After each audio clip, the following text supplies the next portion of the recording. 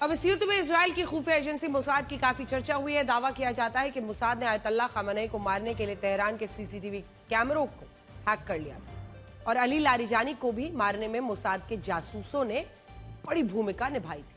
लेकिन क्या आप इस बात पर विश्वास करेंगे कि जब ये युद्ध अपने 26वें दिन में पहुंच गया है तब इजराइल में मोसाद पर महाभारत छिड़ी है। इजराइल के प्रधानमंत्री बेंजामिन नेतन्याहू मोसाद के चीफ डेविड बार्निये से काफी नाराज है।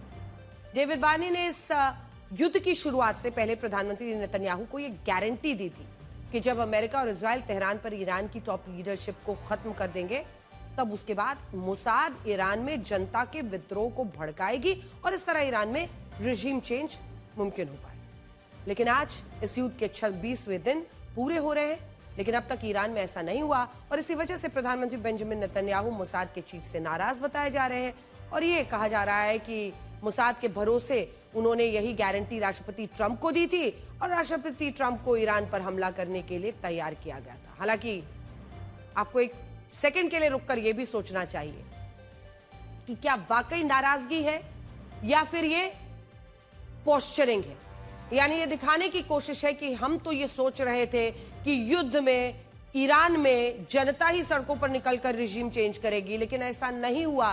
तो साफ हो रहा है कि चाहे ईरान हो चाहे अमेरिका हो, इन दोनों ने ही ईरान को आंकने में, ईरान की ताकत को आंकने में बहुत बड़ी चूक की। लेकिन जब हमले के बाद मोसाद ईरान में सरकार विरोधी लोगों को सड़कों पर नहीं ला पाई, हमने आपको बताया था ना, टीवी भी हैक कर लिया था, उनका नेशनल चैनल हैक कर लिया था, वहां पर बेंजामिन नेतन्याहू की स्पीच चल रही थी, वो ईरान के लोगों को कह रहे थे कि सड़कों पर निकलो, लेकिन बावजूद इसके सरकार विरोधी लोगों को सड़कों पर नहीं ला पाई है मोसाद। तो राष्ट्रपति ट्रंप भी इस बात से नाराज हो गए और दावा है कि इसी के बाद अब अमेरिका इस युद्ध को खत्म करने के नए नए रास्ते, एग्जिट रूट तलाश रहा है, जबकि इजराइल इस युद्ध को जारी रखना चाहता है। तो अब हम आपको दिखाते हैं, Israel thought it could spur rebellion, यानी इजराइल ये सोच रहा था। आप खुद देखिए कि इजराइल ने आज भी ईरान और लेबनान पर अपने हमले किए। हम आपको न्यूयॉर्क टाइम्स की एक रिपोर्ट दिखाना चाहते हैं जिसमें यह कहा जा रहा है, जिसमें यह नाराजगी जो बेंजामिन नेतन्याहू की है मोसाद को लेकर, इन सब पर चर्चा है। और इसमें कहा जा रहा है कि Israel thought it could spur rebellion inside Iran, मतलब इजराइल को यह लगा था कि वो ईरान के अंदर लोगों का विद्रोह फिर से जीवित कर पाएगा, लेकिन ऐसा नहीं हुआ और इसी वजह से अब अमेरिका सोच रहा है। और इसी के साथ साथ the times of Israel, Netanyahu said frustrated that Mossad promised it could instigate Iran uprising but fallen short. ये इजराइल टाइम्स की रिपोर्ट है। एक तरफ तो न्यूयॉर्क टाइम्स की रिपोर्ट में यह दावा किया गया है कि भाई वो चाह रहे थे कि वहां विद्रोह को भड़काएं, लेकिन भड़का नहीं पाए। दूसरी तरफ इजराइल टाइम्स ने और भी स्पष्ट शब्दों में लिख दिया है कि नेतन्याहू इस बात से नाराज है, फ्रस्ट्रेटेड है कि मोसाद ने जो प्रॉमिस किया था कि वो इस तरह के अटैक के बाद वहां पर विद्रोह और अपराइजिंग क्रिएट कर देंगे, उसमें मोसाद फेल हो गया।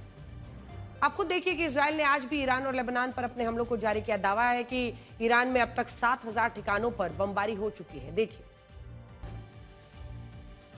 अब इजराइल हमले कर रहा है तो ईरान भी पूरी ताकत के साथ पलटवार कर रहा है। ये बता रहा है कि वो जितना घायल है उतना ही घातक है। ईरान ने अमेरिका के सबसे बड़े एयरक्राफ्ट कैरियर में से एक यूएसएस एब्राहम लिंकन पर क्रूज मिसाइलें दागी हैं। ईरान के सरकारी मीडिया ने इस दावे से जुड़ा एक वीडियो भी जारी किया है, जबकि अमेरिका ने इस पर कोई प्रतिक्रिया नहीं दी। देखिए, तो सुना आपने, क्रूज मिसाइल दागने का यह दावा है अमेरिका के। आज सवाल यही है जो चारों तरफ पूछा जा रहा है, अमेरिका के हथियारों का दम क्या इस युद्ध में टूटता जा रहा है? पहले MQ-9 और उसके बाद जो MQ-9 रीपर ड्रोन्स है उस पर हमला हुआ, फिर अमेरिका के थार्ड डिफेंस सिस्टम को उड़ा दिया, फिर 933 करोड़ रुपए के 5वीं पीढ़ी के F-35 लड़ाकू विमान को निशाना बनाया और अब एयरक्राफ्ट कैरियर एब्राहम लिंकन पर भी मिसाइल हमला हो गया है। और ईरान के ये सारे हमले यही बता रहे हैं कि उसने अमेरिका के इनविंसिबल माने जाने वाले हथियारों को आईना दिखा दिया है। आप यकीन मानिए, इसका अमेरिका के रक्षा बाजार पर भी असर पड़ सकता है, क्योंकि सिप्री के मुताबिक दुनिया के रक्षा निर्यात में अमेरिका की 45% हिस्सेदारी है। लेकिन इससे पहले कि हम आगे बढ़े, एक बार आपको बताना चाहते हैं जो हम बार बार आपसे कह रहे हैं कि ईरान में हथियार तो इधर से उधर गिरते हैं। ईरान में तमाम देश अपनी अपनी नाक की लड़ाई लड़ते हैं, कोई न जीतता है न कोई हारता है, लेकिन आम इंसान मरते हैं। और इसीलिए आज हम आपको बताना चाहते हैं कि कौन से देश में कितने लोग मारे जा रहे हैं। तो सबसे पहले हम शुरुआत ईरान से करते हैं और आइए आपको मैप पर दिखाते हैं, क्योंकि ईरान में अगर आप देखिए 1500 से ज्यादा मौतें हुई, 18 से ज्यादा लोग घायल। इजराइल जहां पर 18 मौतें हुई, वहीं पर आप आ जाइए ईरान में 1500, जैसा कि हमने आपको बताया। उसके बाद इजराइल में 18 मौतें और लगभग 5000 लोग घायल बताए जा रहे हैं। लेबनान जहां पर 1072 लोग मारे गए हैं। बहरीन में 3 मौतें हुई हैं। इराक में 82 मौतें हुई हैं। इसी के साथ कुवैत में 6 मौतें हुई हैं। ओमान में 3 मौत और इसी के साथ सऊदी अरब में 2 मौत और यूएई में 8 लोगों की मौत हुई। तो इससे आपको पूरी तस्वीर समझ में आती है।